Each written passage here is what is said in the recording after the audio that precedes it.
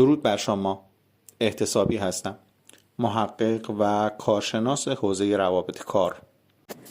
بنا داریم امروز در ادامه سلسله مباحث مربوط به کمک عائله‌مندی، شرایط مقرر در بند 4 ماده 68 قانون مدیریت خدمات کشوری در باب استحقاق کمک هزینه عائله‌مندی به کارمندان و کارکنان دستگاه‌های اجرایی و مشمول قانون مدیریت خدمات کشوری رو برای شما بیان کنیم.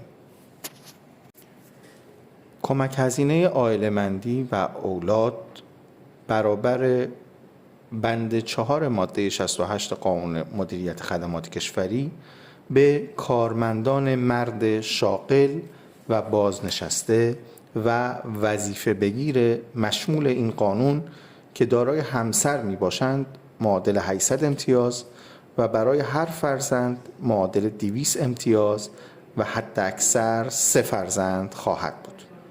حد اکثر سن برای اولادی که از مزایای این بند استفاده می کنند به شرط ادامه تحصیل و نیز غیر شاغل بودن فرزند 25 سال تمام و نداشتن شوهر برای اولاد اناث خواهد بود.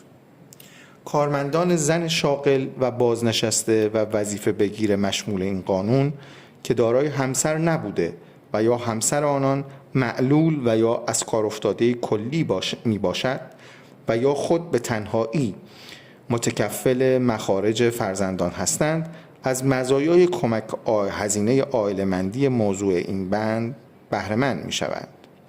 فرزندان معلول و از کار افتاده کلی به تشخیص مراجع پزشکی ذی‌ربط مشمول محدودیت سقف سنی مزبور نمی باشند.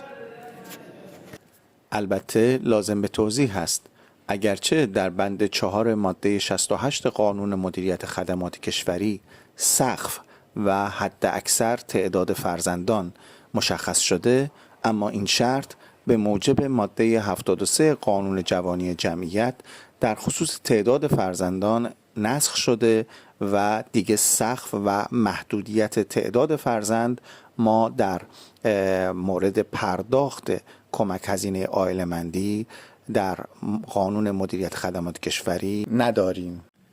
در پایان این وایس باید خدمتون عرض کنم که شرایطی که در باب پرداخت کمک عائله‌مندی بیان شد اختصاص به کارکنان و کارمندان دستگاه‌های اجرایی و مشمولین قانون مدیریت خدمات کشوری داره و هیچ یک از این شرایط در باب پرداخت کمک عائله‌مندی به کارگران مشمول قانون کار تسری نخواهد داشت.